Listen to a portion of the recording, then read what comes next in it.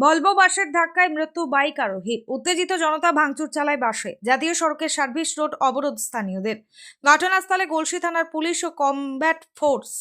যাত্রীবাহী ভলভো বাসের ধাক্কায় মৃত্যু হলো এক বাইক আরোহীর। ঘটনাটি ঘটেছে পূর্ব বর্ধমান জেলার গলসি থানার অন্তর্গত পুরসা এলাকায় 19 নম্বর জাতীয় সড়কের সার্ভিস রোডে।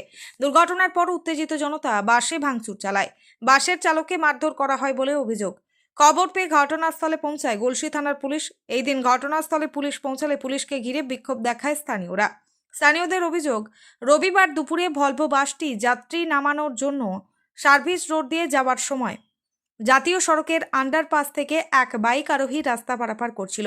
নিয়ন্ত্রণ হারিয়ে যাত্রীবাহী বাসটি বাইকার ওইকে ধাক্কা মারে এবং বাইক আরোহী রাস্তার ওপর ছিটকে পড়ে।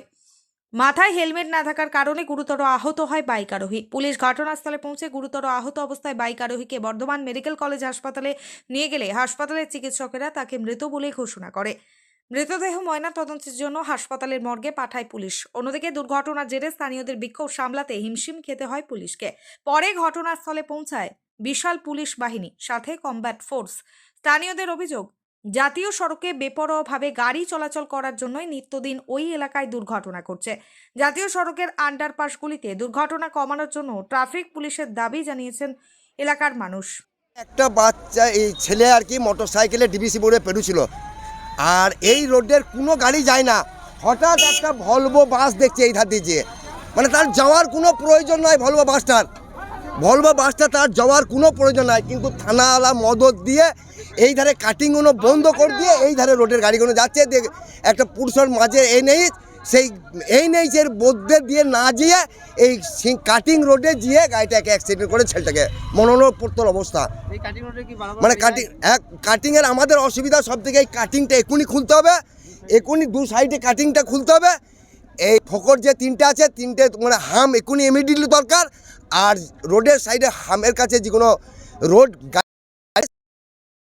হবে, এই মোড়ে ট্রাফিক দেওয়া দরকার। একটা ভেতর দিয়ে কি গাড়ি যায়, নিচে দিয়ে গাড়ি যায় না। এনে যে গাড়িগুলো গেছে সেটা প্রশাসন, অন্য প্রচুর গাড়ি যাচ্ছে, প্রচুর গাড়ি যায়।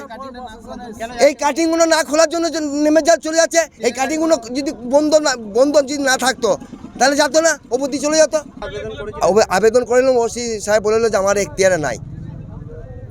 তাহলে এবারে যাদের এখতিয়ারে আছে প্রশাসন আসুক, সেই প্রশাসন তাদেরকে নিয়ে বসে কিভাবে কাটিংটা করা যাবে সেটা চিন্তা ভাবনা করুক প্রশাসন। বৃহত্তর আন্দোলন নামবে, গোটা পুরসা গ্রাম আন্দোলন নামবে, দলমত নির্বিশেষে আন্দোলনে নামবে। সার্ভিস লাইনে আমাদের যে ডিবিসি পুলে বাম্পার ছিল, সে বাম্পারটাকে ব্যারিকেড ছিল, সে ব্যারিকেডটাকে ওরা ভেঙে দিয়েছে এনেছে কর্তৃপক্ষরা। দিয়ে সেটা দিয়ে একটা ভলভো বাস গলসি থেকেই আসছে সার্ভিস রোডে, কিন্তু ভলভো বাসের তো আসার দরকার নেই সার্ভিস রোডে, কিন্তু ডিবিসি পোলে আমাদের যে ভাগনা ও ক্রসিং করছিল, একবারে ছেঁচড়ে নিয়ে যে আপনার কমসে কম 20 হাত দূরে একবারে মোটরসাইকেল নিয়ে যায় এবং রক্ত হয়ে গেছে এবং মোটরসাইকেলও চূর্ণ বিচূর্ণ হয়ে গেছে।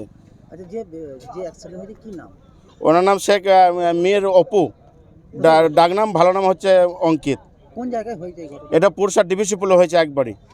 আপনারা কি এখন পথ অবরোধ করেছেন? হ্যাঁ, পথ অবরোধ করেছি আমরা। এনএইচকে সব জায়গাতেই আমরা ব্লকে দিয়েছি, পঞ্চায়েতে দিয়েছি, থানাতে দিয়েছি, ডিএম অফিসে আছে, এসপি অফিসে আছে, দুর্গাপুর যে এনএইচের অফিস আছে মেন খোদ, সেখানেও দিয়েছি। সব জায়গাতে আমাদের কাছে রিসিভ আছে। আমরা এনএইচকে বলেছি কর্তৃপক্ষের কাটিংয়ের জন্য, কাটিংটা কোনো ওরা অবহেলা করছে। আর কথা হচ্ছে যে কোনো জায়গায় আমাদের গ্রামে ভালোভাবে কাজ করেনি এবং বাম্পারগুলো তুলে দিয়েছে। তুলে দেওয়ার না কারণে লাপরোয়া হয়ে যাচ্ছে গাড়ি। একবারে আমরা গলিগ্রাম থেকে নিয়ে এদিকে সমস্ত গাড়ি, কারখানার গাড়ি, সমস্ত গাড়ি, ওইটাই আমরা বলেছিলাম যে একটা বিপদ হবে আমাদের গ্রামের যদি কাটিং না রাখা হয়, প্রচুর বিপদ হবে। 5খানা স্কুল আছে, এত মাদ্রাসা আছে, আপনার পঞ্চায়েত আছে, এত বড় একটা গ্রামের প্রায় 20-25 হাজার জনবলের গ্রাম। এখানে যদি কাটিং না থাকে, আপনার সব জায়গায় দেখুন, শক্তিগড়ে দেখুন, আপনার নলা পাম্পটা দেখুন কীভাবে কাটিং করেছে, আপনার যেটা বেআইনিভাবে কাটিং সেগুলো করেছে।